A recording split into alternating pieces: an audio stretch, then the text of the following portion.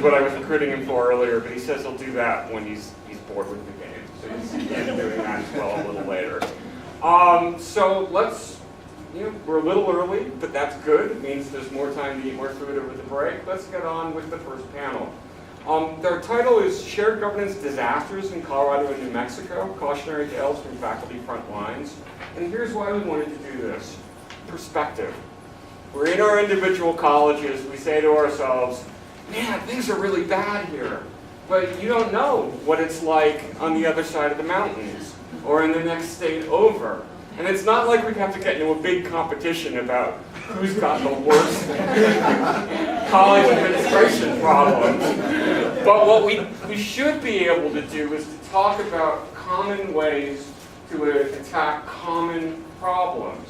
I have this sort of bizarre paranoid theory that sometime about a year ago, all the college administrators in Colorado at state schools got together and said to themselves, how are we going to blow the faculty's minds and achieve our goals? And then they wrote it out and they began to implement their plan in campuses all over the state.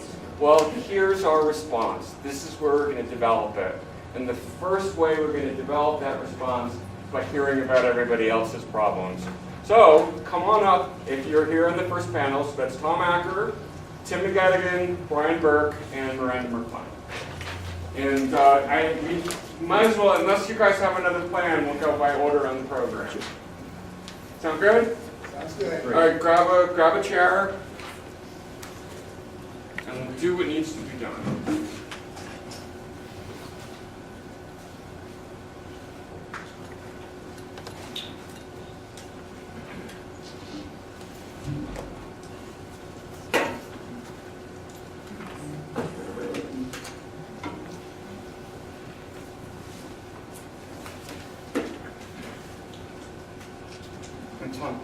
I'm first, okay. Yeah.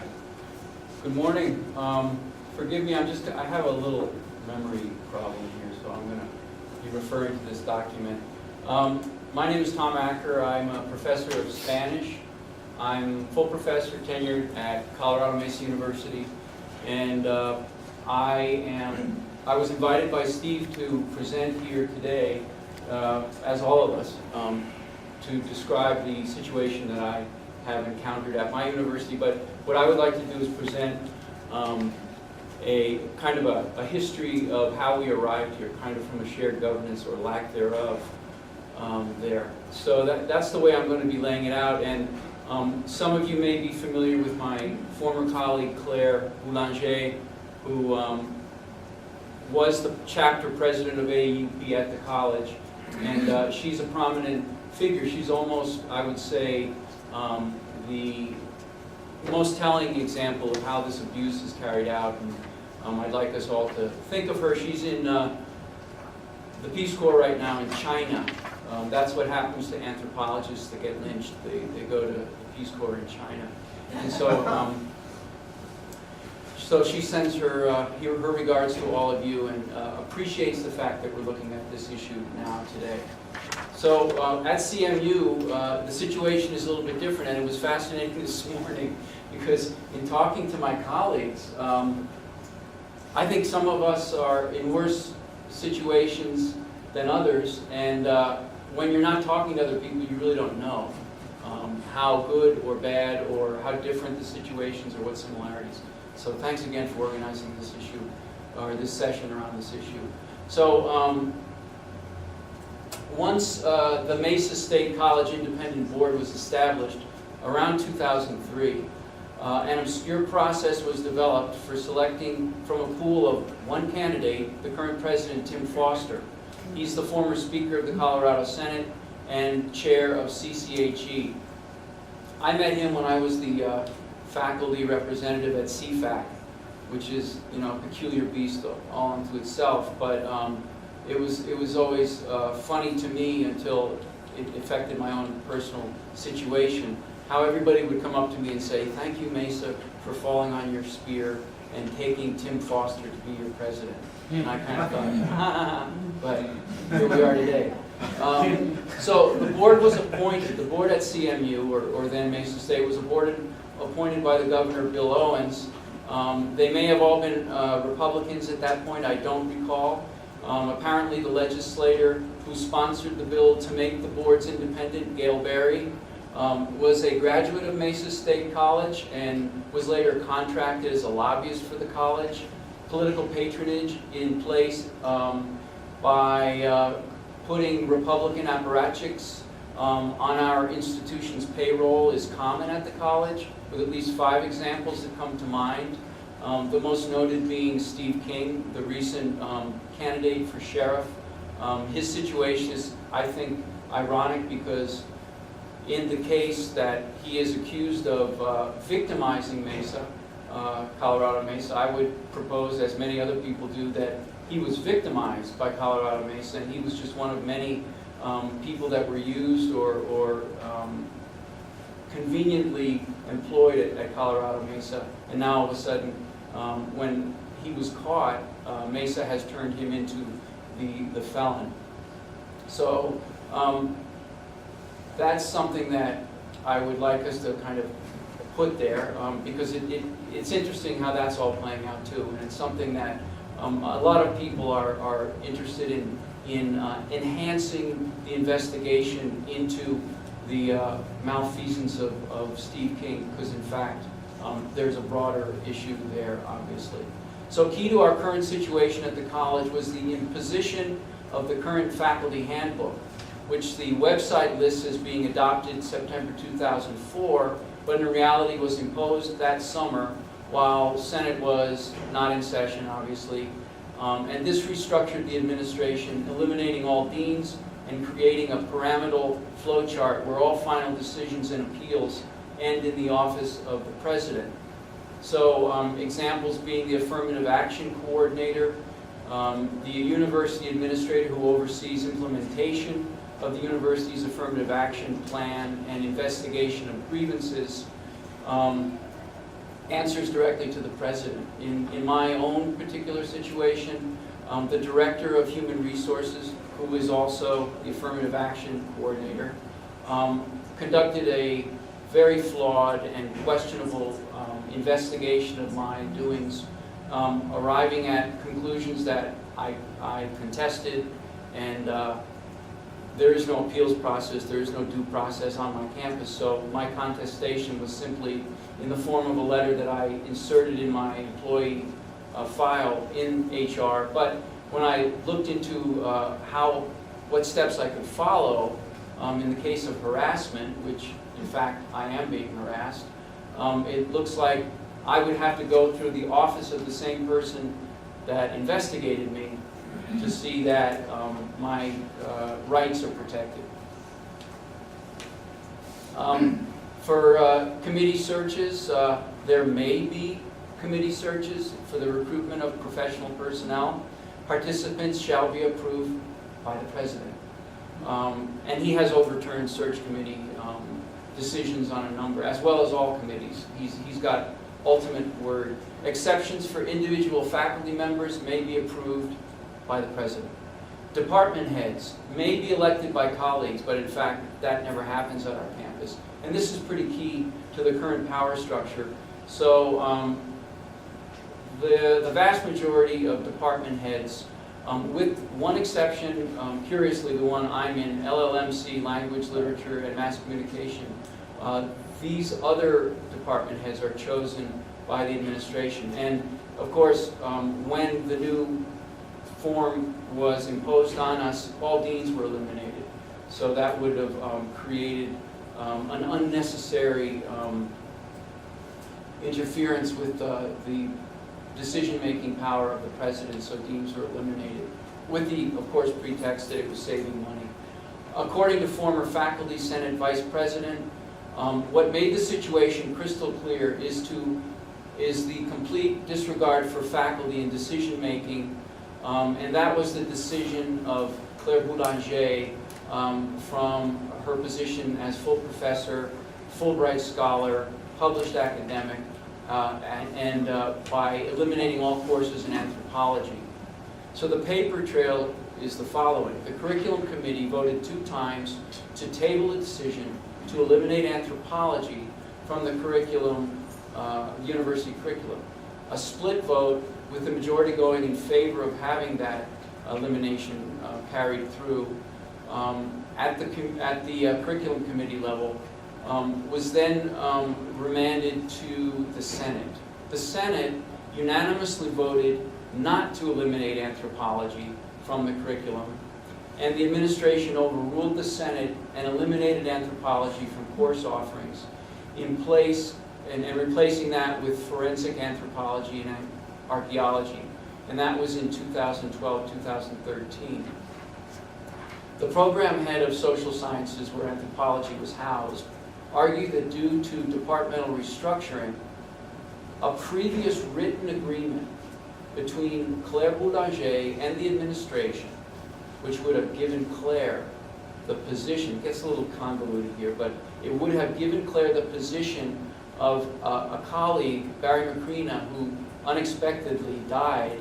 And in the letter that Claire had from the administration, it stated that if for any reason Barry Mirklein were unable to complete or chose not to complete his career at the university, Claire would take his place. So with this letter in hand, Claire approached the university administration and said, remember, we have this letter in place, and I really don't like to do this right on the heels of my beloved colleague's demise, but would you please consider me? And in spite of that, the administration insisted that this would not be considered, and the justification was, as the program director stated, that particular area had been completely reconfigured, so it wouldn't be appropriate for Claire to try to reinsert herself. Claire litigated this. She hired a contract lawyer. She was given at the end of it a decision by a local judge, 1 year's salary. Her house was sold to the college. It was bulldozed and turned into a parking lot. And Claire, was on the job market for about a year, and finally she decided that her only option would be to go to the Peace Corps, and that's where she is now. So the mechanism that I think is key for what we have looked at is program heads, where the administration uses them as representatives of faculty instead of the faculty senate, which, according to what I understand from the faculty senate retreat this year, the current faculty senate president stated, paraphrasing her, let's not expect to get anything done this year. And I guess that she's a smart enough woman that, and she has no reason not to be saying something like that. So the faculty input in decision making is actually through these hand-picked faculty administrators, whose terms are listed for 3 years, but several have been in place since Tim Foster arrived 10 years ago. They make up the executive council. They have no training. A recent person nominated to this position complained that she wasn't trained, is not prepared, doesn't know what duties are expected of her. There is no job description for these people in the handbook. And their decisions are final as they act as the mouthpiece for the president. In spring 2014, the Senate tried to pass a requirement that there be an evaluation of program directors and an election process. Tim Foster ruled that employees cannot evaluate program directors. So at CMU, there is no leadership that speaks for faculty, and this administration has no accountability. All committee decisions can be overturned by the president without a hearing and without cause. The only mechanism to counter the president is the Board of Trustees. They are run through the president's office, and interestingly, they have a budget of $2.4 million. There is no mechanism for them to interact with faculty directly. Their meeting agendas are controlled by the president, and they defer to him in all employee matters. The board has no clue as to running the university. The president of the board in 2004, when Tim Foster was chosen, was Lena Elliott, who never attended college herself. The fact that there is no accountability has led to a situation of extreme abuse. The lack of due process has created a climate of fear. The Higher Learning Commission evaluated CMU, and we passed with a few minor comments. there was a session where we were invited to just speak openly, and our academic VP was standing in the doorway. And so, naturally, comments were few, if any. And I'd like to just summarize or finish this by talking about my own experience. I am on the initiation of an anti-human trafficking committee started at the community level. We were trained by Metro State's A.J. Steele, who heads up the Laboratory to Combat Human Trafficking.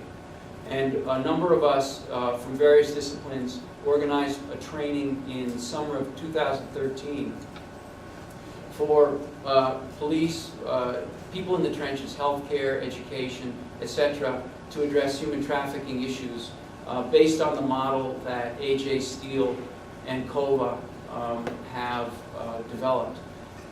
We had about 87 attendees. It was co-hosted by Metro State, and I went through the channels to get the letterhead and the logo for Colorado Mesa University placed on it.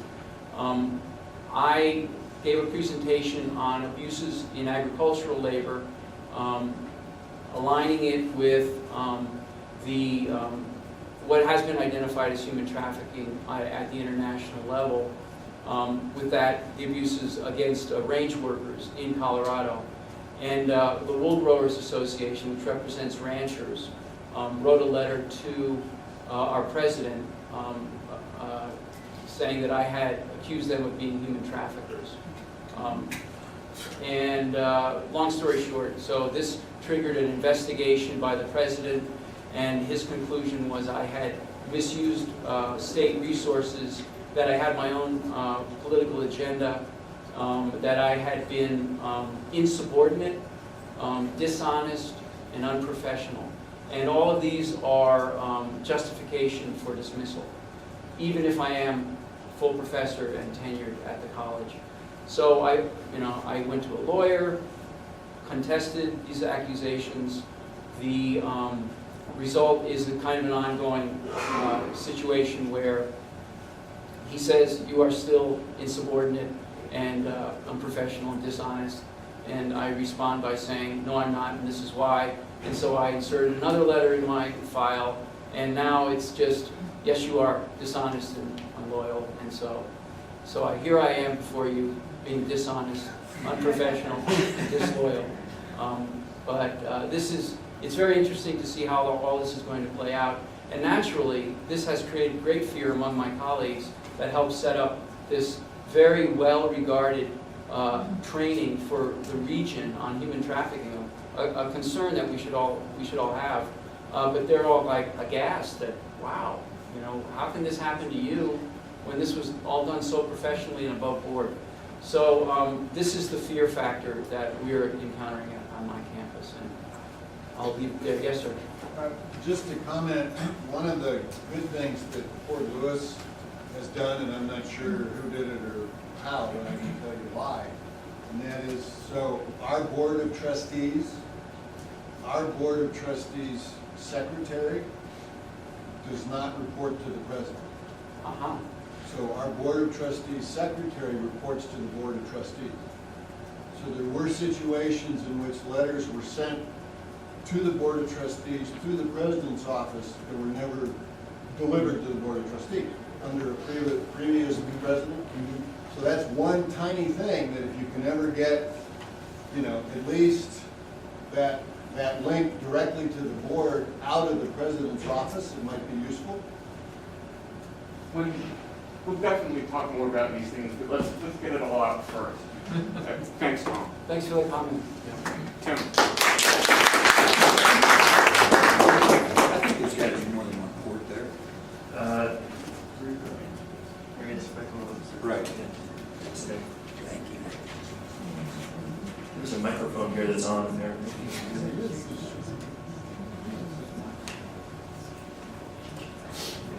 Oh. Great, that's perfect. All right, great.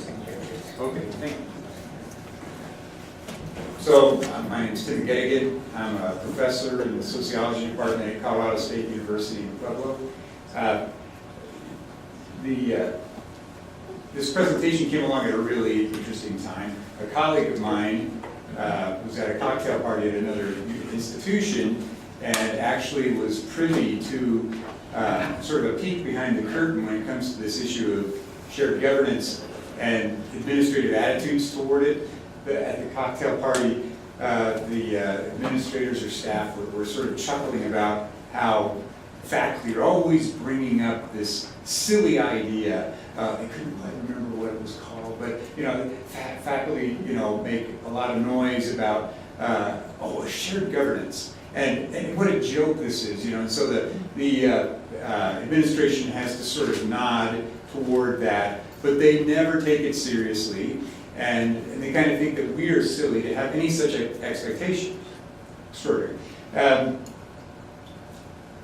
More recently, a day or two ago at my university, it came to my attention that the administration, the president and provost at my university, have issued some sort of directive that people no longer should communicate with them. They don't want to be communicated with directly. So, if we have anything to say, we need to say it to somebody else, which seems preposterous. And it also, it makes something else more of a challenge as we go forward here. So anyway, let's see, do it the old-fashioned way. All right. In my opinion, and this has changed in recent times, shared governance is, it's a lot of things. We like to hold it up as being an ideal, but frankly, for our purposes, it's just quite simply a means of preventing evil people like Tim Foster and others like him, and there's a lot of them running around these days, from doing their worst. It's beyond the pale that we could ever encourage anyone to do their best. We're struggling to prevent people from doing their worst, and day by day, they're lowering the bar. It's extraordinary. And so one of the other things, he's not a professor, but a good guy in my community, said something this summer during an unrelated presentation. But again, it has to do with our system of government, preventing people from doing their worst. I mean, we really have to focus on that because that seems to be the modus operandi. I agree with Jonathan about his observation that it seems like there was some kind of a meeting in the past year, and some memo went out to people, and the memo was, do everything in your power to destroy freedom of inquiry, freedom of expression in higher education. Destroy it every way you can. Be as ignorant and bloody-minded as you possibly can be. And that's the struggle, that's the challenge that's in front of faculty. In my humble opinion, and this is not a commentary on the very good work that our colleagues at Fort Collins do, our wonderful colleagues in Fort Collins, but beyond question, the worst thing that has ever happened to Colorado State University Pueblo was joining the CSU system, creating the CSU system. And I'll illustrate each of these points a little bit in a moment here, but the key point is that in creating the system, what we did was we created a new layer of administration that is unaccountable to faculty. So there's a system office in Denver, and this is where each one of the chancellors has spent a lot of time patching all sorts of screwball plans with no oversight and no accountability from faculty. And so they come up with one idiotic idea after another that in many ways undermines faculty, it undermines the quality of academic scholarship instruction in each of our institutions, and we have a very, very difficult time counteracting those stupid ideas and those intentionally destructive ideas. And so in my opinion, the best thing that could happen, both for CSU Pueblo and for our colleagues, our friends and colleagues at Fort Collins, would be to dissolve that damn system. If it were gone today, we would all be much better off. So, I've highlighted just 3. I mean, it was hard to pare down the list. But there are many shared governance debacles that have occurred since the formation of this system. One is that there has been a parade of lunk-headed chancellors who have done nothing but waste resources and make stupid, useless decisions.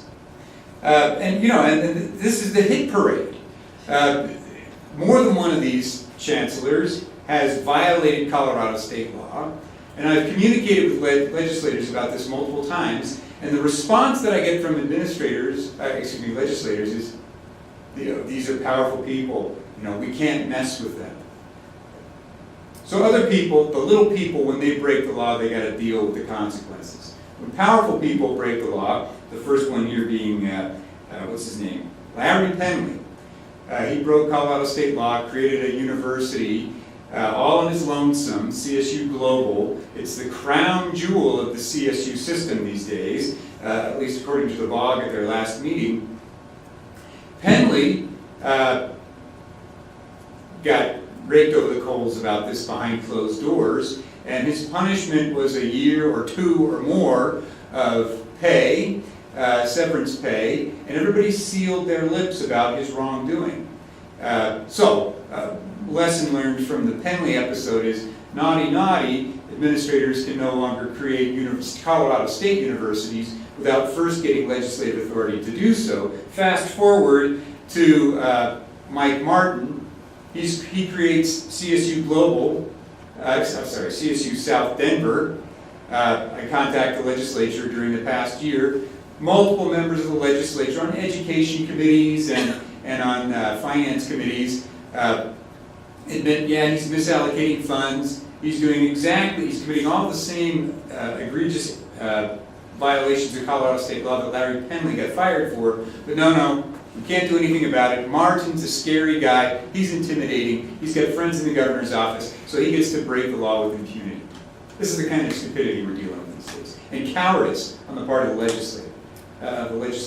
And the governor's office is useless because Higg has got Lieutenant Joe working with him, and Lieutenant Joe's ties to the CSU system are such that there can't be any bad news. If there's anything bad going on, you got to suppress that information.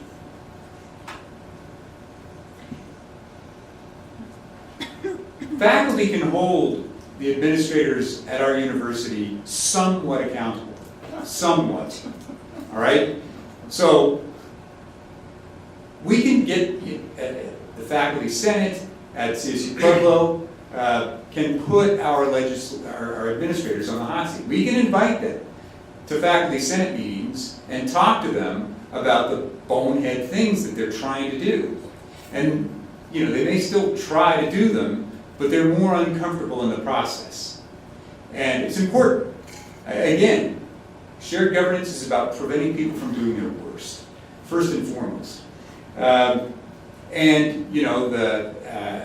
so the administrators that are connected with our campus, our universities, they're going to catch some flack. If they make stupid decisions,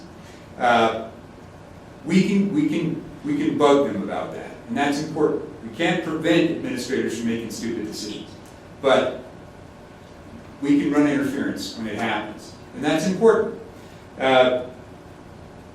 Administrators in the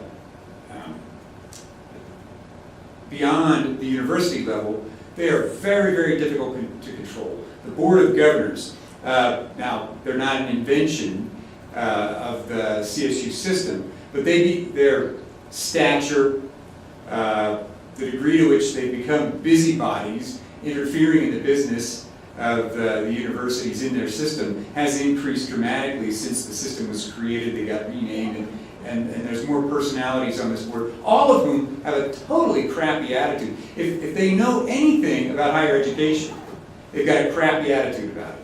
Faculty are the enemy. Free thinking is something to crush. This is ridiculous. It's like Reagan has returned from the grave to destroy higher education.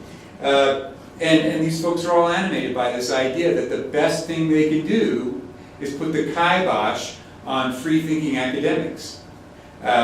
It's extraordinary. Nobody seems to understand anything about what academic freedom really does, the good that it does. Administrators exist seemingly to destroy that. And once academic freedom is dead, they'll have sealed their final victory and they'll be finally able to run universities properly. It's preposterous, but that seems to be the goal, the operative goal.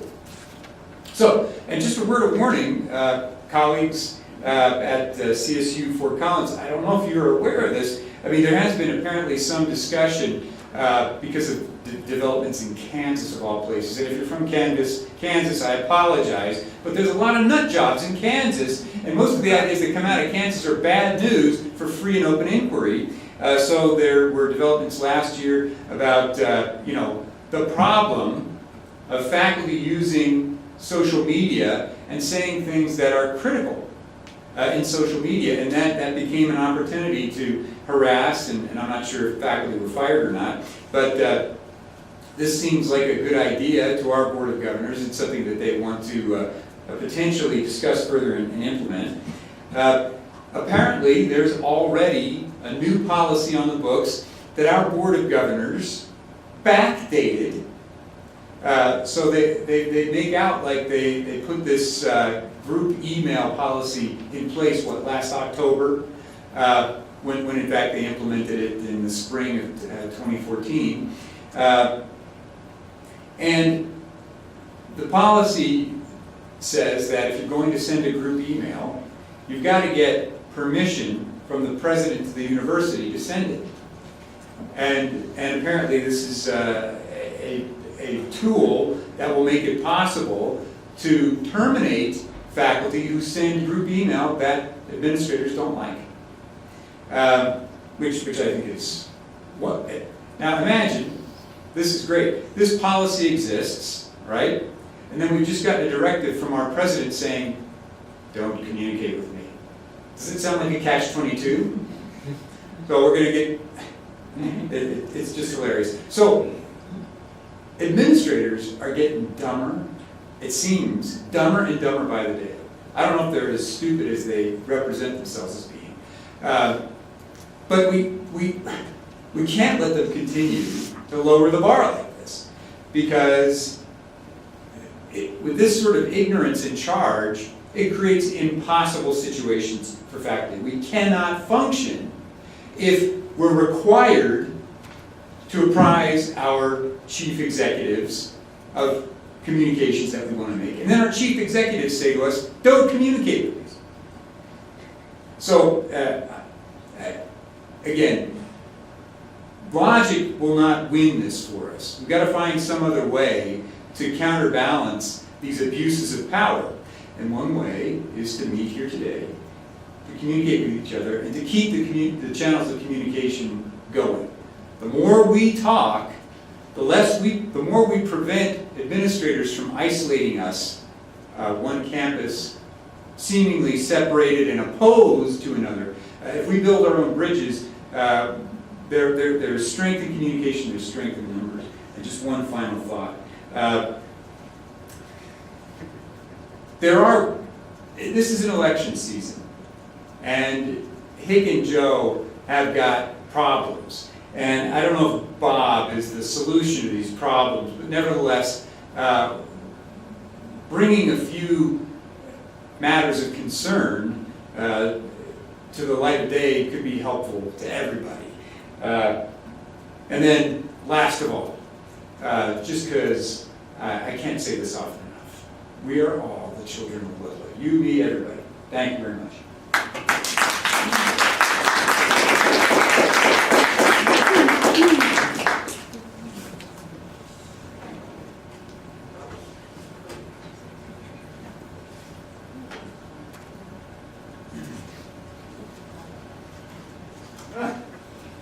Hello, I'm Brian Burke from Fort Lewis College.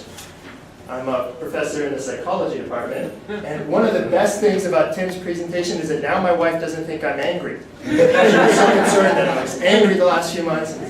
This guy is angry. And I think you'll see what I'm going to show you at Fort Lewis is a little more subtle than what you've seen before. And I know that the Pueblo folks will say, why are you so angry? Because we have it much worse. We made an excellent decision before I came. I've been here for 11 years. I think 12 or 13 years ago, we got out of the CSU system.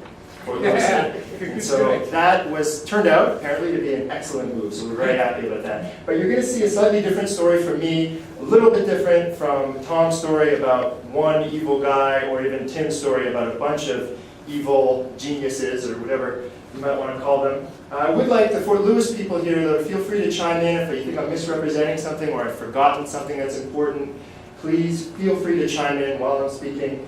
One of the things that I hope to convey to our other faculty, and I don't see actually any non-AAUP Fort Lewis members here, or no more than one or two, is that we're not a scary monster. And I think that's the other theme that I'd like to introduce here, is that part of our power, as Tim was saying, where do we have voice, where do we have power, is in each other. And Jonathan was telling me that they can't get 30 people to join the AAUP on their campus. We have the largest AAUP membership in the state of Colorado. We at Fort Lewis. We'd like to say that, but we only have 35 members, which means there are 150 plus or so who aren't members, and some of those, small minority I would say, but some of those are actively afraid of the AAUP. And so I would hope that this conference in some way, especially if they attend, can dispel some of those fears. So, that's weird. Guess that's not working. So what happened with us is about a year ago, a little more I think, there was an issue being considered by the Faculty Senate. Our provost brought it to the attention of the Faculty Senate that we needed to figure out what we were doing with our 3 or 4 credit classes. We have right now a mix of models, predominantly 4 credit model, I think something like 2/3 of our classes. Depending on the discipline, lab sciences are mainly 4 credits, other departments, mainly 4 credits with labs, and then 3 credit classes, and other departments are mainly a mix. Psychology, my own department, is all 4 credits currently. So a faculty task force was appointed, and that task force did their work over last summer and came up with a recommendation that we retain our current mix. Yes, thanks. One thing to remember is that this is connected to the change of, I forget what it's called, but it's reaccreditation and HLC. Correct, yes, and I will bring that in too, yeah, the Higher Learning Commission, because we're going through an accreditation right now coming up. The provost said that's one of the reasons why she got it. Right, absolutely, yeah, that was one of the reasons why the administration brought this to faculty attention, is because we have to justify our credit model to the accrediting board, absolutely. Thank you for that. And so the faculty task force recommended that we keep our current mix and justify it to the accrediting board, and the Faculty Senate voted 12-3 in favor of that recommendation. So we thought, among faculty, that was where the issue would end. But it didn't end there. We had administrators who said that that's not the way they would like it to be, that they actually, our provost, who's here today, proposed a counter proposal and said we want to go to all 3 credits for the HLC. It would make things easier in other ways as well, in terms of our scheduling. There might be some issues for transferability for certain students, because much of Colorado has 3 credit classes as well. And so going to all 3 credit model would be easier for our course schedule, for transferability. And so they proposed a counter proposal before the Board of Trustees. So we call our BOG the bottom. And our Board of Trustees met on February 7th, 2014. And I will preface this also by saying that just like what Tim was saying, our conversation, our communication between faculty and the Board of Trustees, I think, leaves a lot to be desired. We do have a faculty representative that sits on the Board of Trustees, but that's just one person. And so we're far from, I think, the AAUP's recommended model of faculty Board of Trustees communication. And that's one thing we're hoping to bring before the Board of Trustees to change some of that. Some of it for us is we are a small town and they're not physically, I think only 3 of the 7 members are physically in Durango, but there could be other mechanisms by which we can communicate with them a little more often. There was a faculty survey that was submitted by the Senate in advance of that meeting, and it got a little confusing because the majority of faculty were in favor of the provost's plan, but it was a combined plan. She combined 2 different things. One was the plan to go to all 3 credits, and the second was a much needed 2+2 load for science lab faculty, teaching 2 classes and 2 labs which I think most science faculty would tell you is long overdue and something that really can help all of us in the long run. At the meeting, we are able to speak. I think we don't get 10 minutes, we get 2, right? 2 minutes to speak at the Board of Trustees meeting, but we had 3 minutes. We had 11 of us there, and 12 of us, 12 faculty, 11 out of 12, over 90% spoke in favor of the 3-4 credit mix. 1 spoke in favor of the provost proposal to go to all 3, and 100% of the students were also in favor of retaining the mix and not going to an all 3 credit model. Nonetheless, the Board of Trustees voted unanimously 7-0 to go with the provost proposal. So that's where we were at last February. Have I left anything out so far? Good, okay. So then the part that really thickens it, because again, we don't have the one scary person. We don't even have, I think, a group of scary people. What we have is a lot of fear being generated, maybe in the absence of real monsters. Our provost is always open to communication. Case in point, she's here today listening to us. Probably most provosts wouldn't come, and I don't think she's coming as a spy. I think she's genuinely coming because she's interested, and I give her a lot of credit for that. So the miscommunication really compounded and crossed faculty and administrator lines. It wasn't just between faculty and administration or faculty and Board of Trustees. The Senate and the AAUP, both faculty groups, got into a lot of conflict starting last February with a lot of fear, and again, AAUP being perceived as this kind of scary, subversive monster. And I'm sure most of you, I don't look all that subversive. We have even prettier members of the AAUP who look even less subversive than I do. You can meet some of them later. And there was a lot of conflict as well between the lab science and other faculty, and I think that was because of the artificial pairing of what I just said, the 2+2 load for them and the 3 credits. So they had this idea that if they supported us, they might lose what they've been fighting for a decade or more. So that was, I think, very, very unfortunate. The result has been what I've seen, at least in my 11 years here, is one of the lowest periods of faculty morale in Fort Lewis history. The AAUP did a survey last February, March, and found that 60% of faculty at Fort Lewis are concerned about shared governance and what's going to happen, the direction, and can we really have a voice. I live in a penthouse in a room with a view. And if I were handsome, this could happen. Those dreams do come true. I wouldn't have nothing if I didn't have you. So then came the AAUP out of the closet at Fort Lewis, and just like many of you are probably already getting out of this meeting, the camaraderie, the sharing of concerns is very good, because there's only so much I can tell my wife before she gets fed up. And it's very, very, very important, as you know, that we all talk to each other. And so that's what's been happening here at Fort Lewis, is AAUP members coming together and talking about what can we do about this. And a few things that we've done. One is Janine Fitzgerald, who is not here today. She's recovering from illness, and she was the brains behind this entire conference, so we owe her a great debt of gratitude. She's an AAUP executive at Fort Lewis. She wrote a post on the AAUP Colorado website that Jonathan Reese posted called Shared Governance Denied, about how we remain committed to the principles of shared governance, even though we believe that those principles, at least the process itself, has been flawed and violated over the past year. And as she said, it's important to emphasize that this wasn't presented as a fiscally motivated decision, and so there's no financial exigency that we can see, and no reason why we can't talk about other ways to get at some of the things that we all want. As well, Stephen Mummy, who you just heard speak, and Jonathan Reese as well, the co-presidents of the Colorado AAUP, sent a letter to our Board of Trustees and the administrators as well, and I think they copied the Higher Learning Commission on this letter. And again, their letter addressed what they saw as potentially inaccurate or insufficient justifications for the change, and again, recommitting us to the principles of shared governance, that we should all have a voice in how to solve some of these issues. And as they said here, no constraints prevented the administration from seeking faculty input to solve these issues, because there are certainly issues to be solved. And again, as you saw from Monsters, Inc., I think the big lesson of that beautiful film series is that we should solve these things together, and the more we do it together, probably the better the solutions ultimately are. So the position we're in now is that we're currently undergoing this 3-credit curriculum remodel. We're going to institutes.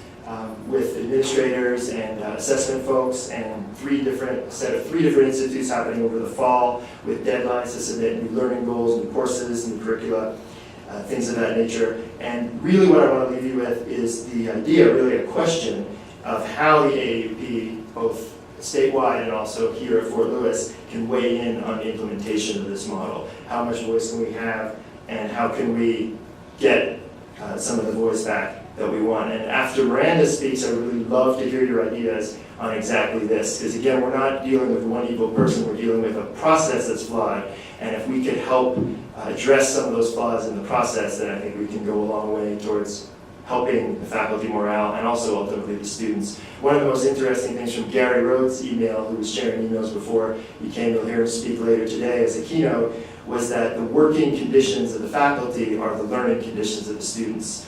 And that's a beautiful quote, because what that means is that if we're not feeling empowered, if we're not feeling like we have a voice, it's somehow going to leak out, despite our best efforts, into the classroom, as I think for some Fort Lewis faculty it already did last semester, some of the anger and frustration. And so I think everybody benefits when faculty are happier at their jobs and also have more time to balance things like research, service, and other important things that they do. So that's all I have for you now, but again, I really do want your ideas as soon as Miranda finishes her part.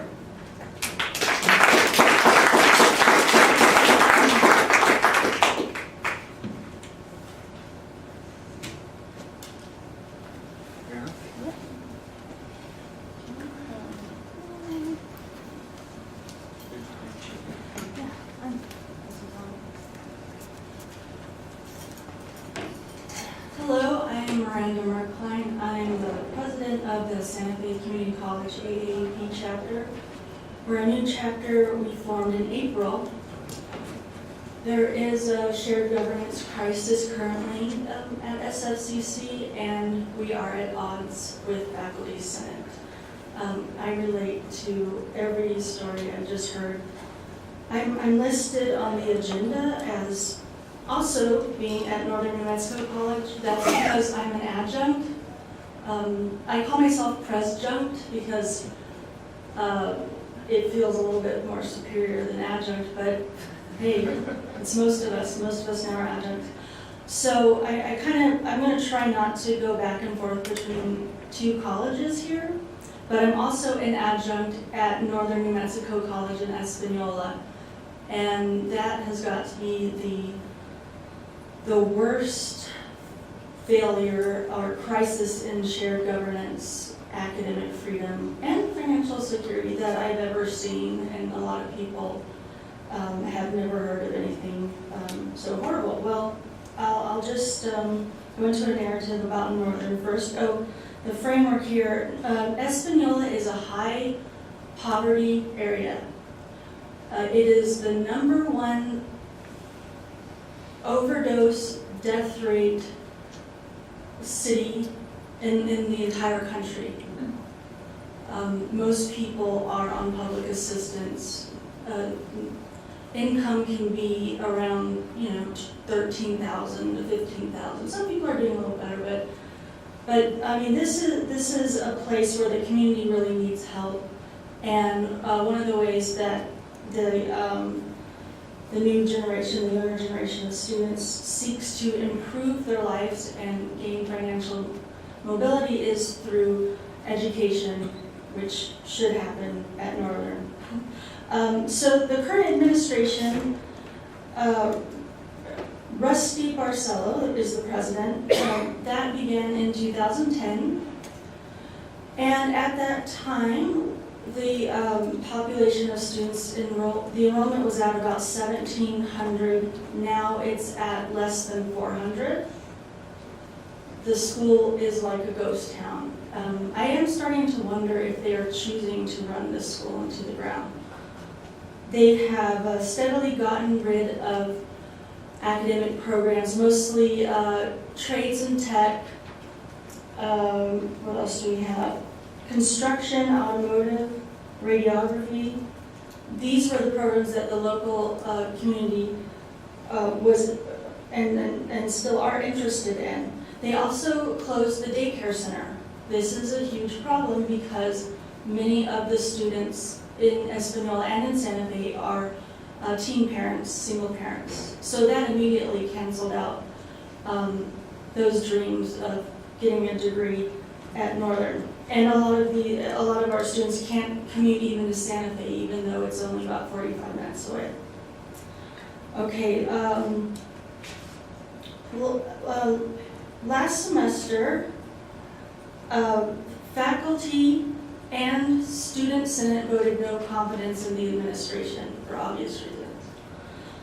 And, citing cutting the academic programs, and also we have a spying campaign going on campus, a real assault on academic freedom.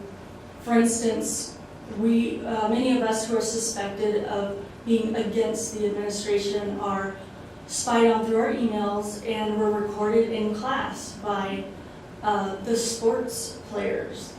They're the ones who are pampered on campus. What's happening is Northern is trying to get out the local students and bring in students from elsewhere. Because they, not too long ago, they did transition from being a community college to a 4-year degree school. That happened in 2005. Okay, so when people started speaking up about the increase in program cuts and very suspicious plans that made no sense, it's expanding the sports program, building a $16 million dorms facility on campus when there was no one there to be in the dorms. People started speaking out at meetings, including one adjunct in particular who's a good friend of mine, Annette Rodriguez, and she got very emotional when she was speaking. The students were there, everyone was crying. Well, their response to that was to fire her. Well, which means you no longer get a contract. And we learned then about the faculty blacklist, which apparently I was on at one point, but now I'm off of it because I've been too public with my activism. They're a little bit nervous about getting rid of me. But we have lost over 25% of our faculty because due to these retaliatory fires, are blacklisting. They also blacklisted the AFT president. We are unionized there, but this is a long story. I don't want to get into why that's not functioning right now, but he was the first tenured professor at that school. He was there for 40 years. His plan was to return as an adjunct. They put him on the blacklist. But they didn't only pick on the adjuncts. In fact, more tenured professors have been fired than adjunct professors. How do you fire a tenured professor? You defund their program, you get rid of their position. And there are now 2 whistleblower lawsuits. One of them was a professor who was approved by the tenure committee to receive tenure. He reported the administration for pooling all of their different grants together and just kind of pulling from it whenever they wanted. And so they revoked the tenure committee's decision to grant him tenure, and instead they appointed someone else. So they appoint people to tenure, they do not respect the tenure committee. And then also the head of the IT department has a whistleblower lawsuit now because of the spying. He ratted them out for that. And all kinds of other things they were doing. So a lack of shared governance, continuing with that, the Board of Regents is appointed by the governor, Susana Martinez, who has been called the next Sarah Palin. And we usually don't, most faculty usually doesn't agree with the decisions made by the BOR. And the BOR and upper admin, the president, our VP of institutional advancement, we call him the VP of institutional destruction. And one of our provosts are sort of, the club of what we call badmen instead of admin. And They meet behind closed doors, they make decisions on their own, they don't invite faculty. If we ever want to find out about it, we have to try to get someone neutral in there and have them report back. But they've been in the newspaper for these things. They've been in the newspaper for violating tenure, for firing people out of retaliation, for violating the open meeting policy. The scary thing is that nothing is happening to them. We contacted the ACLU, we contacted fire. AAUP really stepped in to help me with the massive press campaign that we had, but we didn't have AFT to help. So we tried to do what we could, which was start a massive media campaign, which started on social media and then went to the local news and then went to the national news. It embarrassed the governor, so she didn't approve the $16 million dorm project after all, because it would probably affect her future career. And that was pretty smart. Sadly, their budget for the next year has been approved. We were hoping that wouldn't happen. But, in addition, they passed a policy called the Respectful Campus Policy, which is modeled on I think it's U of Kansas.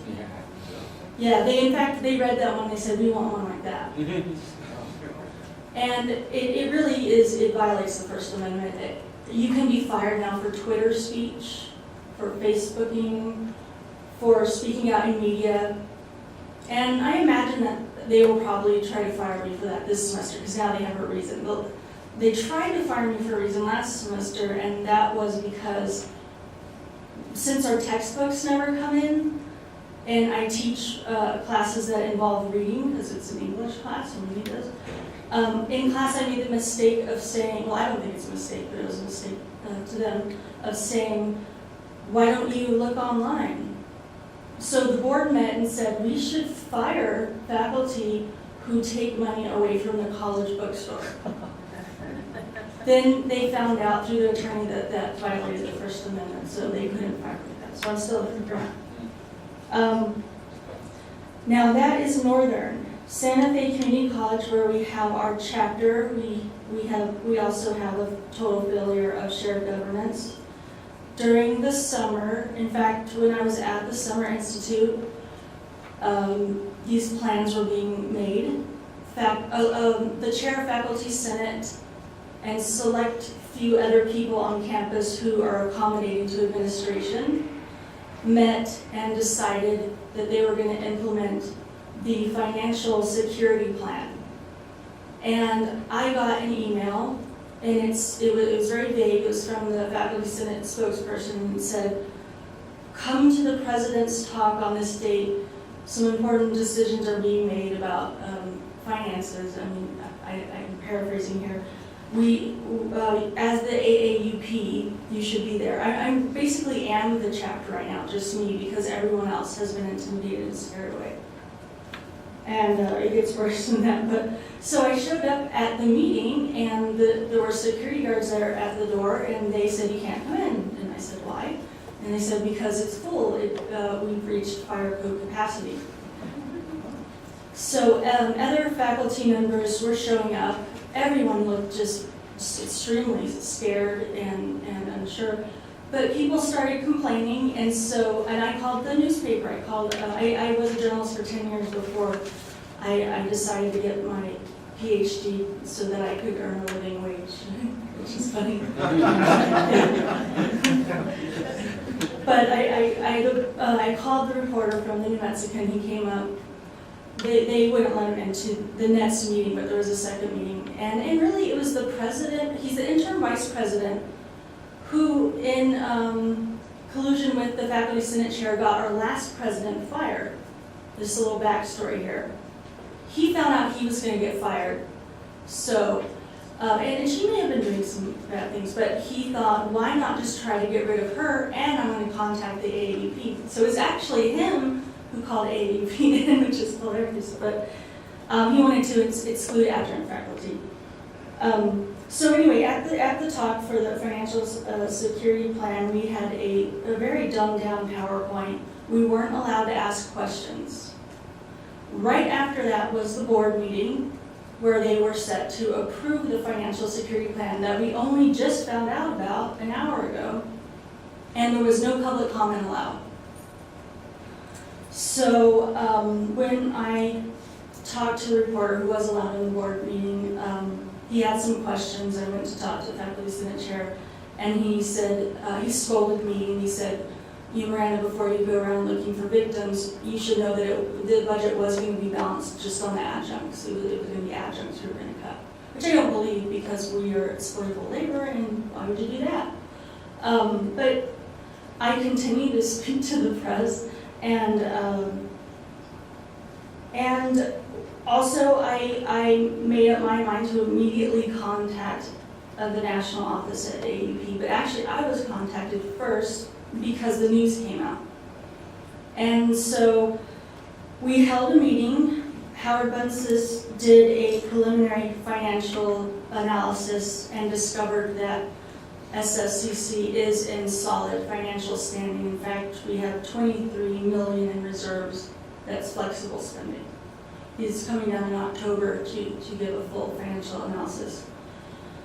But at that time, I started to really organize on campus, and so now I'm facing the anti-campaign, the backlash. And let's see, that is, those are my two tales of lack of shared governance. And I don't know where I am on time, but... We've got a few minutes if you want to take more. Oh, okay, I forgot to say tuition, did I say tuition increase? Yeah, so basically there's no reason for all this. Let me go back a little bit.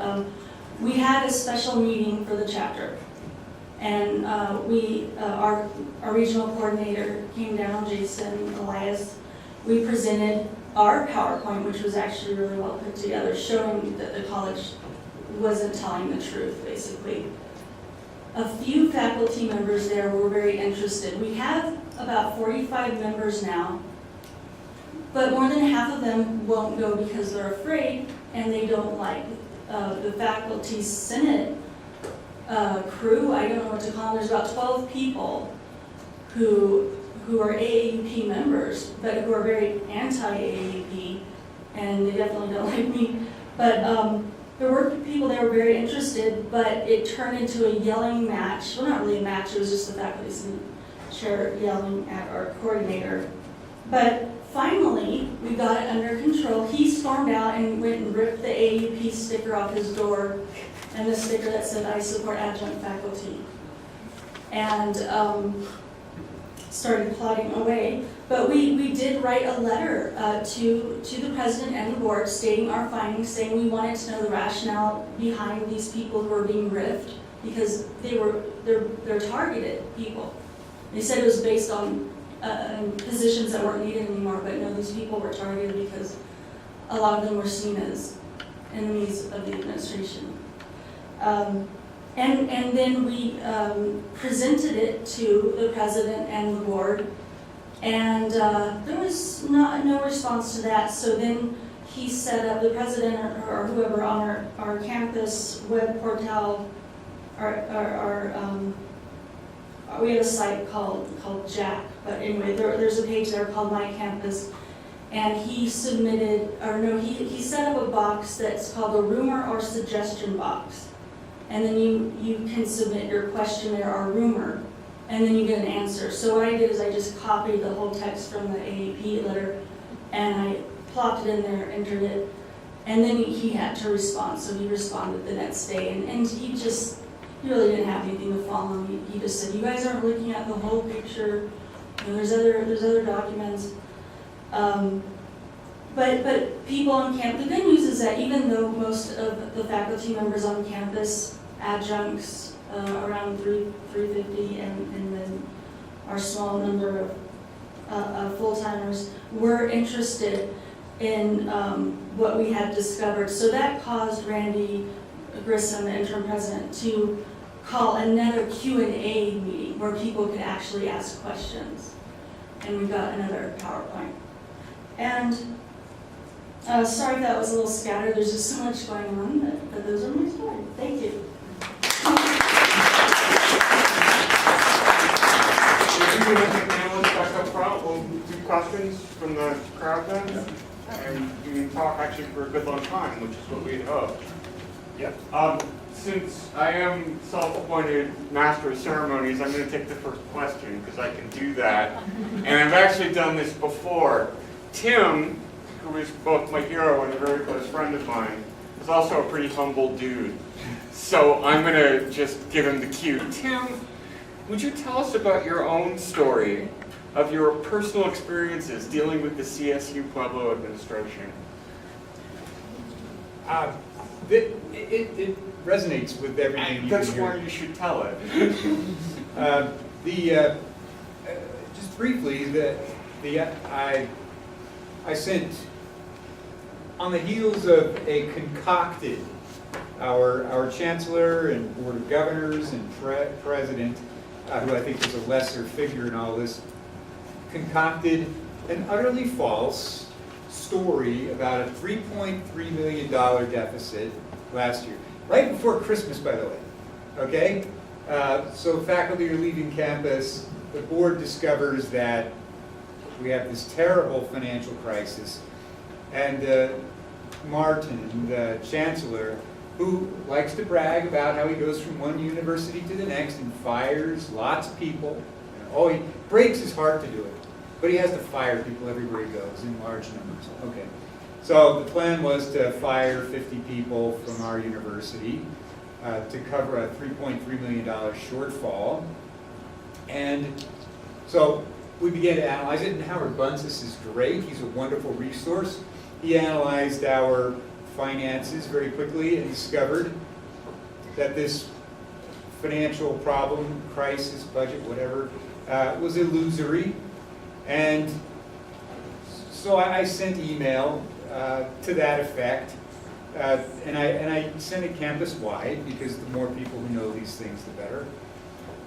It made the administration upset, and eventually one of my emails, I sent it out on the day that the chancellor was, January 17th of 2014, the chancellor was going to visit that day. I was trying to encourage people to show up and communicate with him about his plan, and the administration deactivated my computer account. And so, for that reason and some others, I've been at loggerheads with the administration, and they just dug in their heels. They just decided they're going to be bullies. And again, it's so much like the experiences that other folks have had. It's good to know that our experiences are not unique. But the thing that we all have to understand is that the bullies are in the wrong. And they can dig in their heels, but if we just stay strong and stay smart, we will win. And when the smoke clears, we are going to be vindicated. So we just have to hang together and hang tough, and we'll do very well. I have a question from Miranda. I'm in the back, so that's why I'm just sort of speaking up. Miranda, you mentioned a blacklist.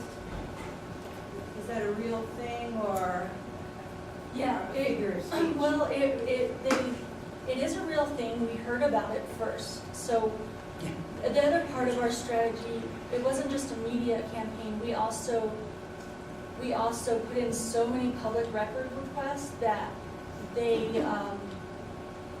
ended up writing their own letter about how we were causing them, all of these inconveniences. But we requested the blacklist. We got a letter back that said the document you've requested does not exist. We knew it existed, so we just continued to ask people. One of the tenured professors at Northern finally stepped up, and he sent us the email that came from the provost that said, do not hire these adjuncts, ever. I mean, the exact wording. I posted it online, you can actually see it. So yes, they were put on record for lying about what it did exist. So Brian, you know, you kind of talked about how the 4 to 3 shift was kind of precipitated by maybe an HLC visit, and, but, you know, we all get HLC visits every 5 years or whatever, and you had the 4-3 system for 10, 15, 20 years. So I'm kind of unclear as to why, like, what got this whole thing going? I mean, do you have any ideas about why the administration sort of was beginning to look at this and wanting to move in this direction? It's a great question. Well, one of the things I'll say too that I forgot to mention before is that I think the interesting thing about this panel is we saw sort of train wrecks in progressive states. We saw trains that are totally off the track and others. And so I don't think that we've been derailed yet. I think we're wobbling, you know, in the sense of shared governance, and we're trying to figure out our footing, but hopefully we will learn from other cautionary tales and allow us to actually right the train and prevent, you know, I'm a psychologist, it's much easier to prevent bad things from happening than to actually treat them once they do. So I'm optimistic about that. And to get back to your question about what prompted it, we're not sure exactly. I mean, we've heard different pieces of it. The provost actually could probably say more about kind of what prompted it, but from my knowledge, it was mainly prompted by the upcoming HLC accreditation. And somehow the administration decided that now is really the time where we need to deal. This has been a problem or an issue that's come up again and again, maybe every few years from Fort Lewis faculty. So it wasn't out of the blue. And you said it's been going on 15, 20 years. It depends on the department. So my department, psychology, I think we've had a mixed model for 15 years. Some departments just recently went to a mixed credit model. So there's a lot of confusion there too. Some did it more for workload management, some did it more for the students. One of the main reasons why we did it is to give us more time to do student research in classes and a lot of active learning. And that's what a lot of departments would suggest as well. So there were different reasons for doing it, different reasons for proposing to change it, and different time frames as well. But maybe you can add to that if there's something I'm missing. You summed it up pretty well. I mean, I'm relatively new to Fort Lewis College and HLC. I came from WAS in California, and so as reviewing all the documents in preparation, there was two things going on. First, the Colorado State and the CCHE was looking at compliance issues with credits, and so that prompted a conversation about the 3 and the 4 credit mix. And I came from a 4 credit institution and have advocated nationally to move to those kind of models for workload reorganization. But as I was looking both at the compliance with Colorado and CCHE, and the number of credits for general education, 120, the 40 credits for GE, and then came across a new form, because HLC is constantly changing. It was a substantive change form for credit loads and length of term. And when I contacted our liaison, because I said, well, this has happened in the past, and we need to go back in history and fill it out, and they indicated that we did, and I had a hard time trying to look at the entire history because there were a lot of differences in how the credit changes came about. So that's how the request came to Senate and how the task force came about. And then at the end, we just disagreed with the task force report, and so we brought it to the board. Yeah, I don't know who's recognizing questions. I'm Jane Fraser from CSU Pueblo. I just wanted to follow up on the HLC boogeyman that they're using against us also at CSU Pueblo and saying, well, we got to do this because of HLC. We got to do this because of HLC. And we're being pressured on the length of our semester, which some people think short. But the issue is the definition of the credit hour. Our Board of Governors has been convinced that we're out of compliance. And we did a whole lot of research, and you've all done this, I'm sure, too. There is no place that says what the credit hour is. It says that you've got to define it, and you can't be that out of line with one of your colleagues. But it's really being used against us. And I want to suggest a strategy. We had a little conference, and we've agreed that I'm allowed to say this publicly. We will be filing a complaint with HLC against our administration. And I urge you to consider doing that. Go and look at the HLC criteria. They are really good. The first one is about the mission of your university.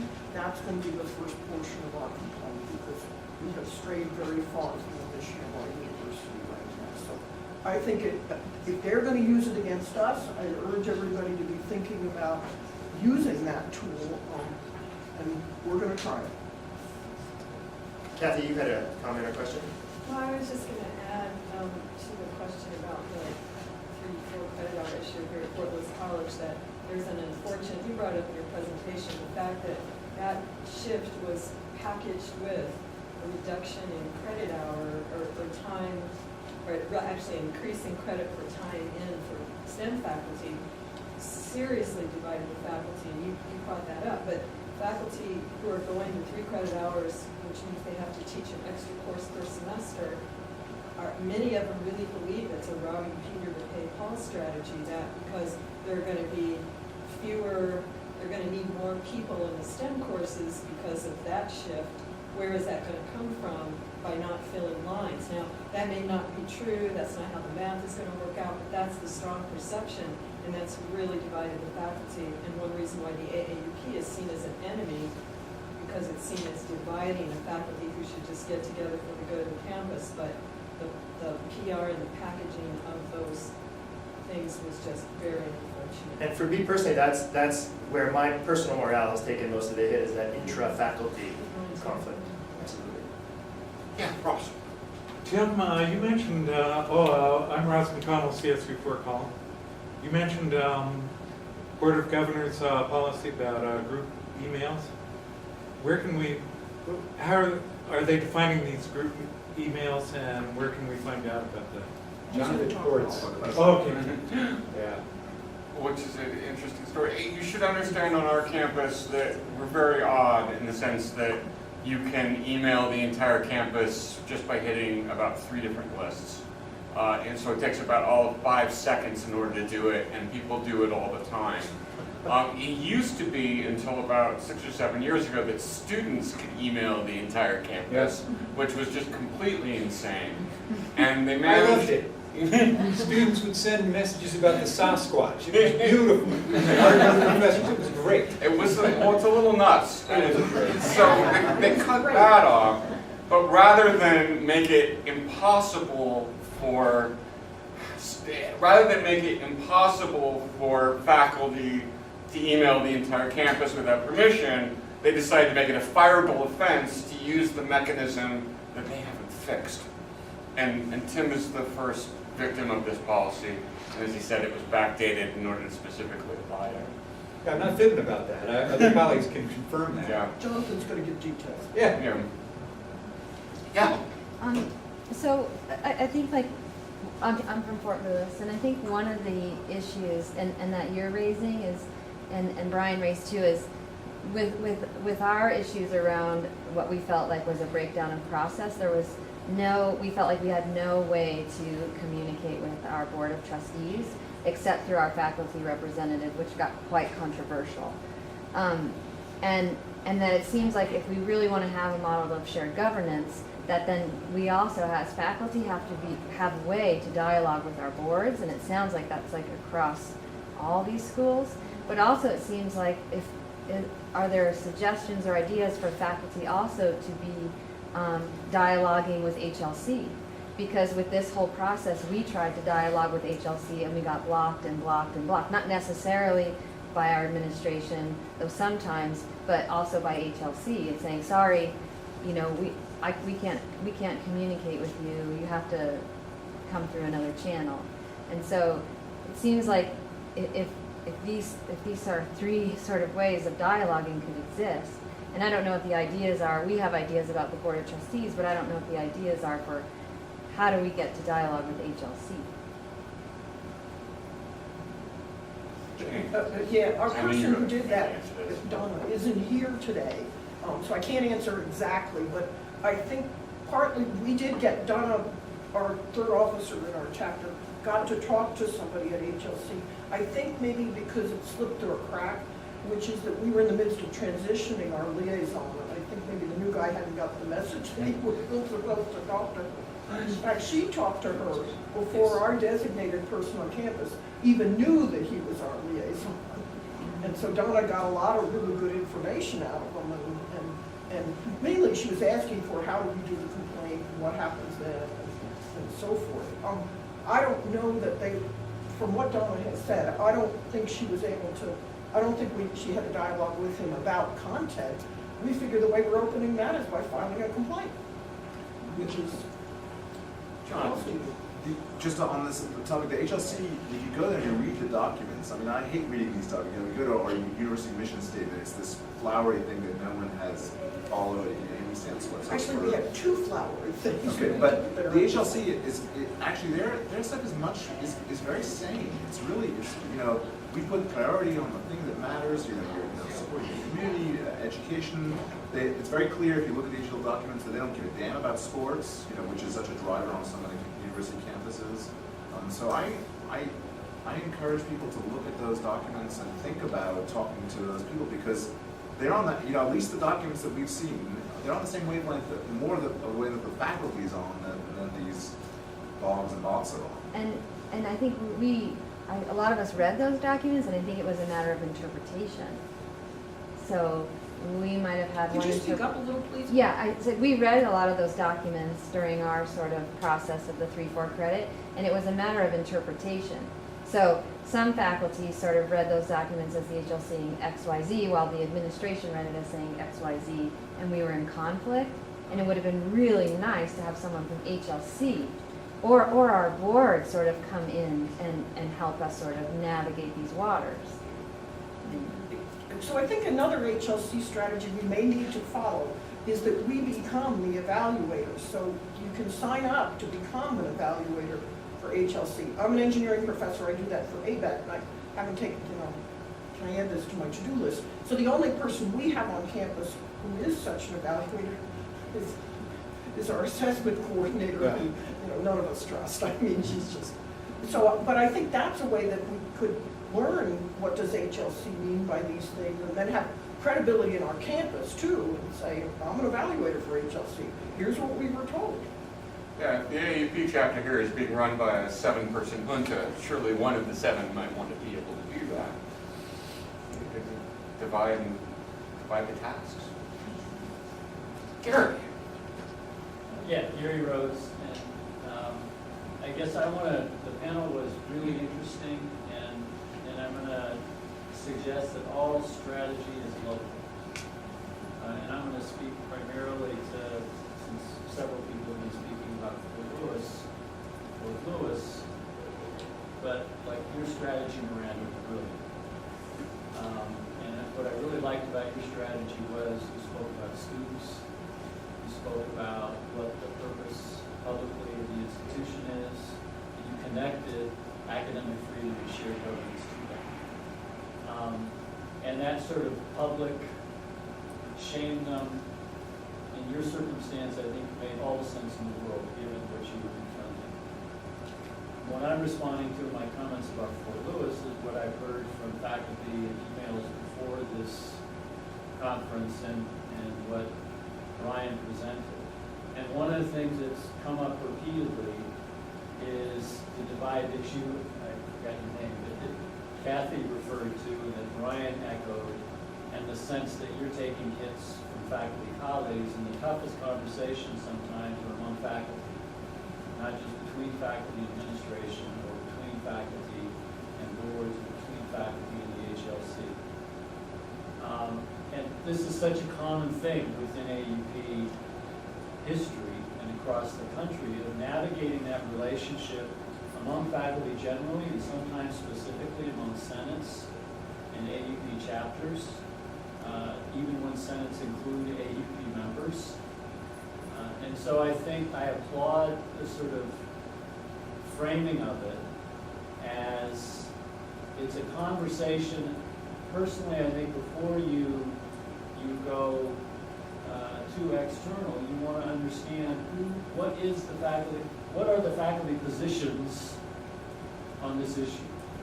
And I think one of the hardest things to figure out internally among faculty is what are our positions? How can we work through where we stand and what kinds of ways we could accommodate the different working conditions of people who have labs.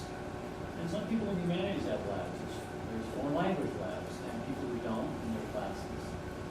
And so I think the framing that you did, Brian, was really just like what I said about Miranda, and I'm just picking kind of the two extremes, is really attuned to your local situation. And I think your local challenge is to navigate, and sometimes not so clear amongst ourselves, what would we like to happen? And then it's a little hard to expect external groups to figure out whether it's the HLC or the board. So what do the faculty want? When you just both articulated your biggest hits that you're taking about your AUP work are from faculty colleagues. And I think we're, even in a place like this, which is not huge, a couple hundred faculty, I come from a place that's a couple thousand tenure track faculty. But any place you go, it's hard to come up with faculty voices that cut across those divides. And I think one way of doing it is to connect what you're doing in a way that you did as well, but particularly Miranda. This morning when I spoke with Tom before we came over, Tom said, I think it's so important to have connections to the communities beyond just the faculty. Because that's what our institutions are linked to. They're not just about us, they're about our students, and they're about our position in the community. And the more that we can concentrate our collective conversations around how our working conditions are shaping educational opportunity for our students. Because those do, whatever those working conditions are, do impact the students. If you don't have academic freedom, your students don't have any sense of what freedom of speech is. You don't have a voice in governance and feel totally dismissed and ignored, then that's modeling for students. Well, I guess when I go into a professional workplace, I won't speak up. So I really encourage you to find ways to have those kinds of conversations so that you can come to some proposals and to some implementation suggestions that enable you not to have to take so many hits from your colleagues. So I want to ask Tom a question. So the structure that you described as having a problem for your campus was where the president sort of has direct control over a lot of things. And Jane and I were talking about this because on our campus there are a number of deans, 4 or 5 deans, and they see, it seems to sort of bloat, and they don't seem to be on the side of the faculty very much. In fact, so when Dean in the spring announced he was leaving for greener pastures, Jane and I slammed together a proposal. We met a lot of faculty, we tried to get lots of input about could there be a reduction in the number of deans, a more, maybe a dean of arts and sciences, a dean of professionals. Anyway, and we were thinking to reduce the number of deans because they're not really our advocates, and we might as well have faculty step up a little bit on an organization.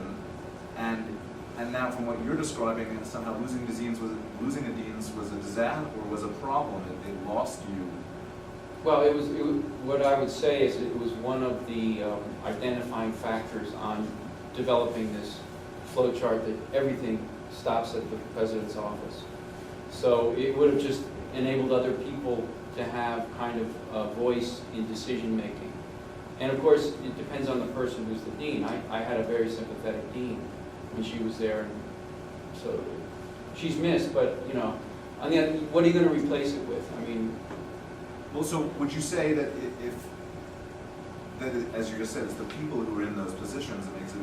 Is it more important that we get the right people in those positions, or that we make some structure that voices? If you're not going to have a dean, then have a committee of faculty who make decisions. I think one of my sociology colleagues did a comparison chart. You may be familiar with it. In Latin America, it's very common. Personalism versus democracy. And the earmarks of personalism have to do with, everything's for sale. People align themselves with the power that be, and it's usually an individual, which is the case in my campus. There's no real loyalty, it's interest. There's no structure that you can, look to. If you fall on the wrong side of the power, then you're in trouble. So I guess what I'm saying is you need to have a structure in place and that you can resort to and appeal to. And I think what's lacking on our campus, according to our faculty handbook, is any sort of structure, any sort of appeal, any sort of committee that would be set up in case of the need for a grievance to be filed and to be heard. And if that stuff isn't in place, then you're gone. Yeah. Yeah, Rich Wagner, Metro State. Two very quick comments and then a question. First for Miranda, I wonder if this is an alternative title would be Vice President for Retreat, right? As opposed to Vice President for I guess responding to Tim's comment about apparently administrators getting dumber. I often wonder, it seems like the most competent administrators don't last long. I wonder if they're really endangered because they make their superiors look bad, in particular the university presidents make them look bad by comparison. So I'm not sure that's coincidental that they're not actually dumb. It's in their interest to appear. Yes, we've had a discussion along those lines very recently. Yes, good point. My question is for Tom. In terms of these program heads or department chairs, the question is, are those considered to be faculty or administrators? And the context for this is something that's come up in our institution just in the last year or so. I know our department, we had a vote for department chair. What I thought was a vote, but it turned out it's a preference poll, and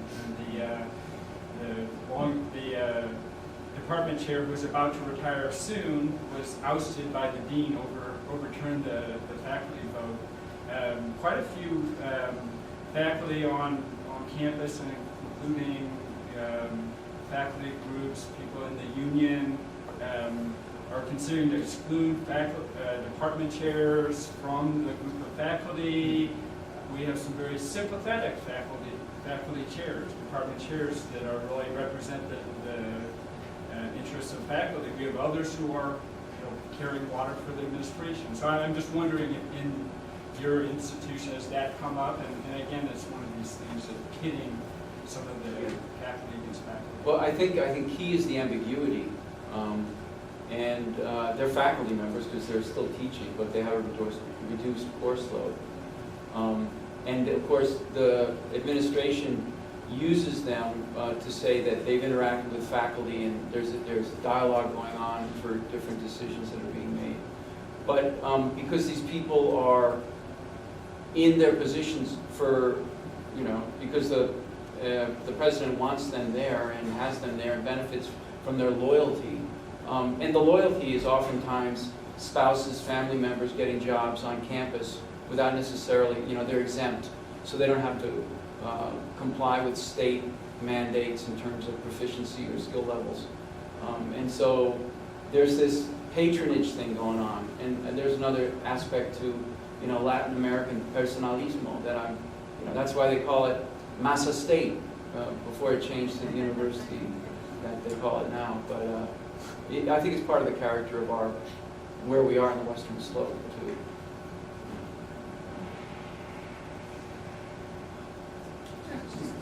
For Tom, comment in 206, you may remember this, was you were on the executive committee at the time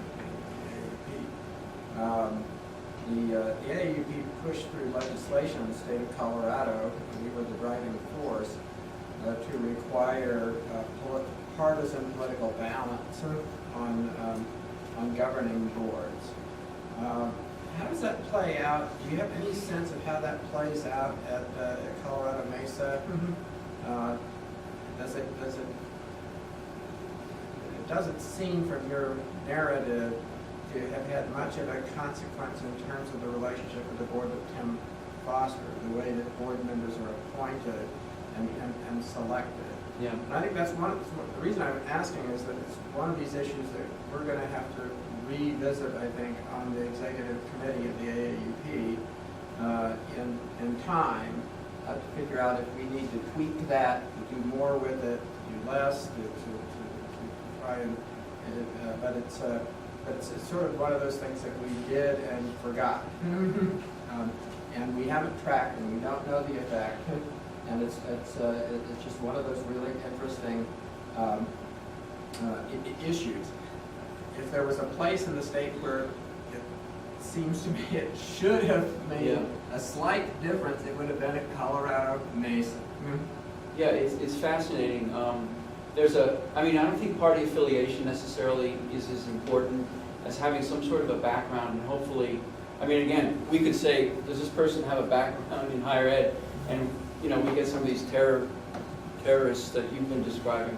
So I don't know, what kind of criteria would the board nominee have? The only thing I can tell you is, we had a very much loved member of the Dems, I'm sorry, this political speech here, who became, he's the president of our board. And frankly, I've seen this little by little movement as he becomes more, he's now president, as he became more and more powerful. I don't know if it was an intentional or what, but the people that are the key players on the board, and there are people that are not even on the board that manipulate things on our campus. The woman that was the founding president of that first independent board, she makes decisions all over the place on, structures, design, furniture choices, and God knows what other things. Little by little, this man moved over and became more and more aligned to the powerful on that board, to the point where he questions, as president, whether he should be making decisions in terms of reining in the tyranny of this current president. And so I guess my point is, I don't know what you can do to make these boards independent. I think, like lots of boards, we're all on boards ourselves. I think there are different types of boards, and there are people that are very involved in the running of an organization, and others just that kind of just hand it over to the executive director and say, you take care of it. The one thing I could say is in the state of Colorado, something I thought about. In the state of Colorado, we have never had a situation in the state legislature where anybody has gone down there at confirmation for any board to actually ask questions about their knowledge and interest in higher education. This is a hard thing to do, especially in the state of Colorado where we have multiple boards and this, that, and the other. But it seems to me that that's one of the challenges that we have in the future in terms of our legislative work, is to try and educate people at the time that they're being recommended or nominated for the board and having to go down in confirmation. And we also need to deal with some of these education committees and make sure that our representatives, whether they're Republican or Democrat, have some questions to ask these people who are being nominated for important positions in the government structure of our universities and colleges. I think I'm going to take the next one. And this applies to at least three of you, the three closest to me. People who are active in the AAUP or who are simply active in opposing any particular administration initiative sometimes get targeted by that administration for a specific personal punishment. It's happened to at least three of you. And it could happen to somebody in this audience here. For those of you who it's happened to, I was wondering if you can give the people who it might happen to advice about dealing with that kind of unwanted attention. And anyone, you're welcome if you want to, but I'm not sure it applies to you. Any of the three of you? Well, number one, I would say any meetings you have a recorder in your pocket. Get legal advice. Reach out to the community, let them know what's happening. I think it's really important to be engaged in the community and be kind of a semi-public figure. I think that it has made me kind of a difficult fish to swallow, and it made some of my colleagues less so because they were not known entities and nobody knew what they stood for. So when they stood up and said, I'm being victimized because of, working with immigrants, working on labor issues, working on environmental issues, my political stance is different. And then I think that made it all of a sudden kind of, the president's kind of, well, now what do I do? So he hasn't gone the whole way yet. That's my response. I don't know if the others might respond. I also say, make it clear and document that you are in fact organizing.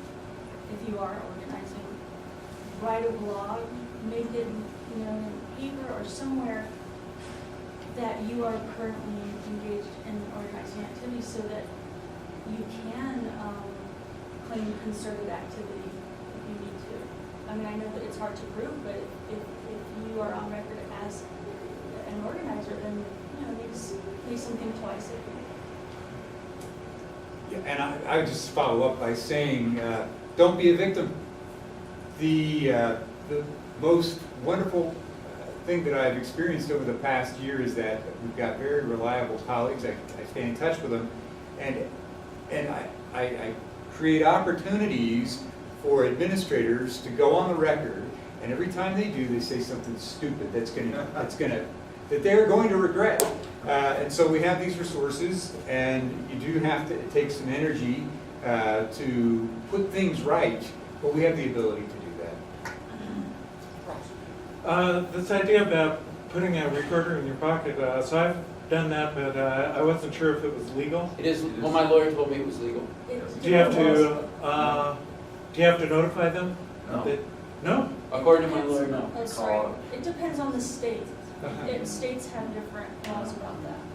I asked a journalism colleague about this, and in the state of Colorado, you can record audio. Video may be different, but audio, as long as one person who's present is aware of the recording. Meaning you. You, right? You can't leave the recorder and leave the room. So you can't You forget. can't bug a room. Oh, I see. But if you're aware of it, you can record it. You don't have to ask permission or notify. Yeah, I can assure you that the Tennessee Board of Regents is not the most enlightened governing board, but recent Supreme Court rulings have underscored the right of faculty to speak out on issues of shared governance. And due to Alfred Lutz at MTSU and other people leading from AAUP faculty senates, the Board of Regents actually inserted into TBR guidelines that faculty do have the right to speak out on shared governance issues. This was debated and they kind of watered down the language, and then the language was strengthened to something actually decent. So you can look on Tennessee Board of Regents, try to contact these less than enlightened people and say, look, you might be getting yourself into a free speech lawsuit. The class action suit might be, I love these tests of free speech law, but. Yeah. The name of the case was Tennessee Board of Regents? Tennessee Board of Regents, yeah, if you look online, or if you have problems finding it, I'd be glad to email it to you. Now, I was going to mention probably want to be aware of the Garcetti case, which is a Supreme Court case. There have been more rulings since then, though. Yeah, so there have been changes since the Garcetti case. Right. Yeah. The Garcetti case found that public employees did not have protection for speech internal to the workplace. Right, there have been further rulings which are better for state employees and faculty, yeah.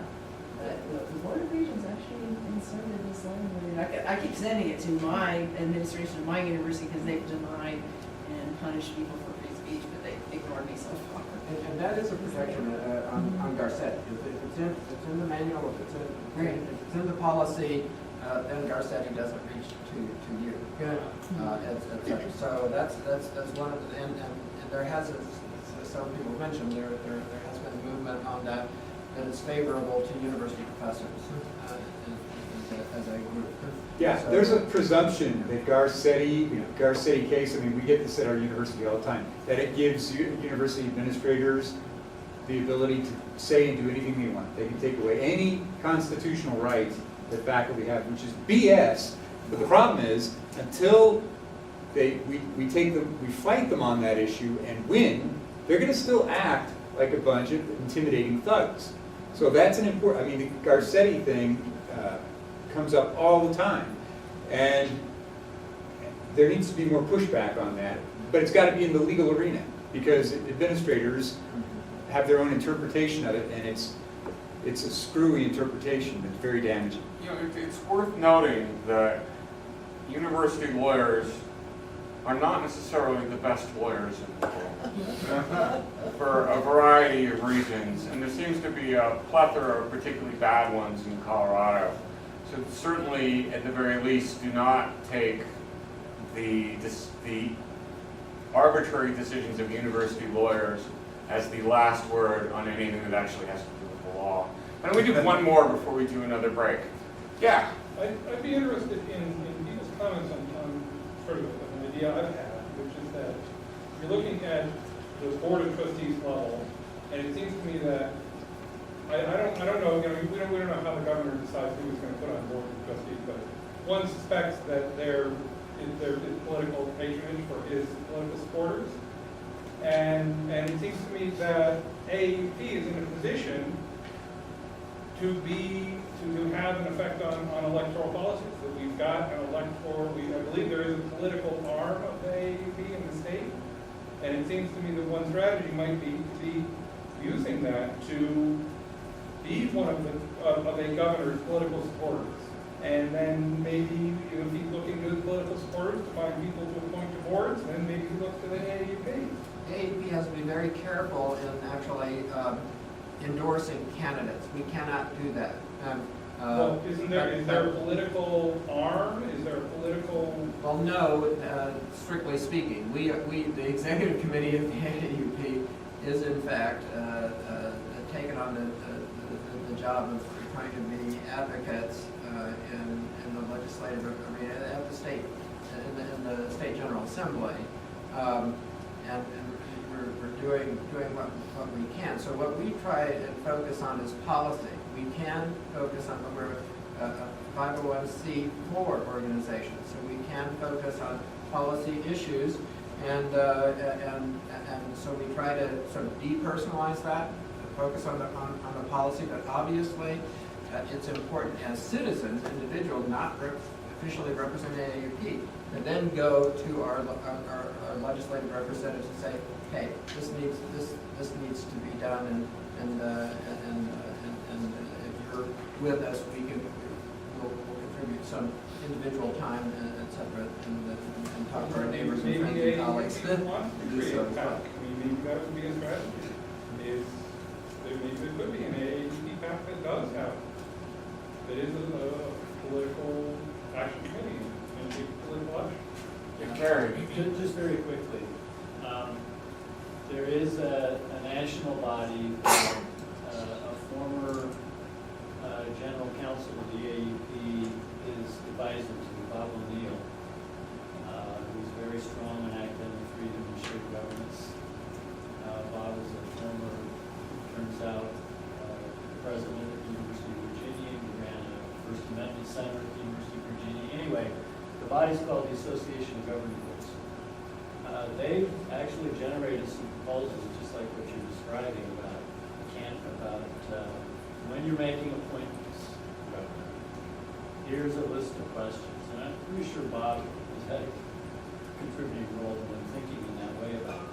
The challenge you face in this state is that you are one of the states that has been most shaped by a body called the American Council of Trustees and Alumni, who take a very different view of boards and feel boards should be very proactive. And so there are some resources out there that are AUP related, in this case Bob O'Neill related. But think about what shapes politics. This is the biggest chapter of the state of Colorado, and it's 35 people. Votes shape politics, and the AUP does not have votes either in any particular campus, state, or national. So there are other resources that you can draw upon to think about how you begin to influence, or at least raise some consciousness about how boards of trustees are selected. Well, I would say that 35 voters isn't going to get you very far, but 35 political activists, 35 fundraisers, could have an effect. All right, let's come back in 20 minutes for another great panel. It was fun.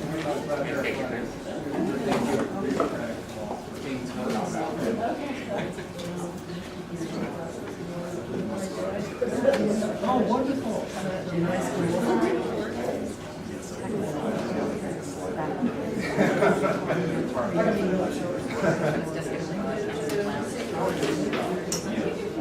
You can't.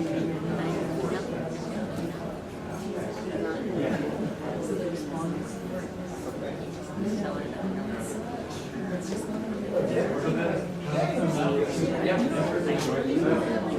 far, No, you don't have to, but it's, how makes such a difference.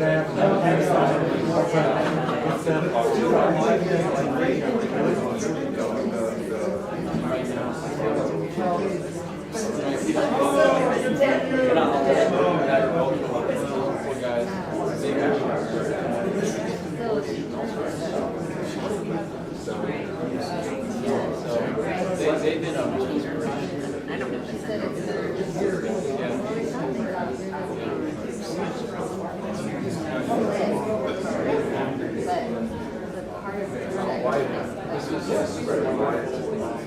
the idea that we're around the issue, I think is really,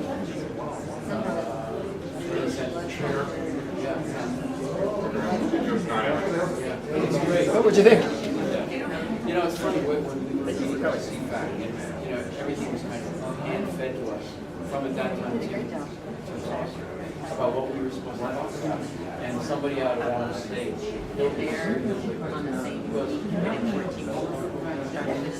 and he invited a present and everything, and it's really kind of funny how we all watch that stuff about our own generation. It's amazing.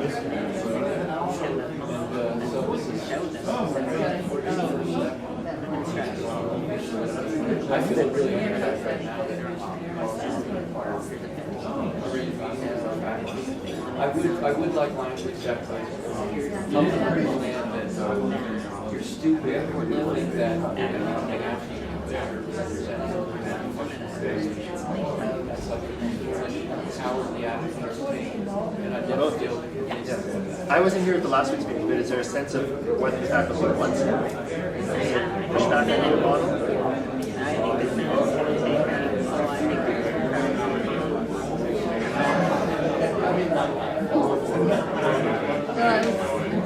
well, Sherry Burke. But as well, you know what, it's happening where it's being supported by a lot of the industry that's benefiting. Oh, like if you get the same sort of thing with the campus,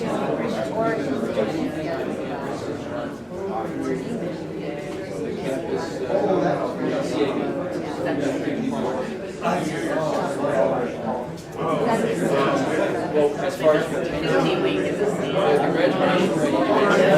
My favorite part is the faculty hour, especially Friday afternoon. We do a lot of student athletes who anyway.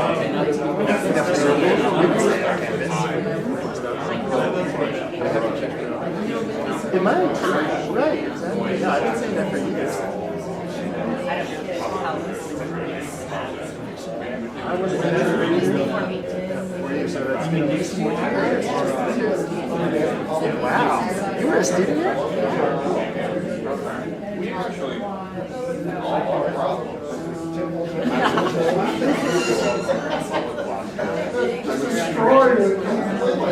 Yes, and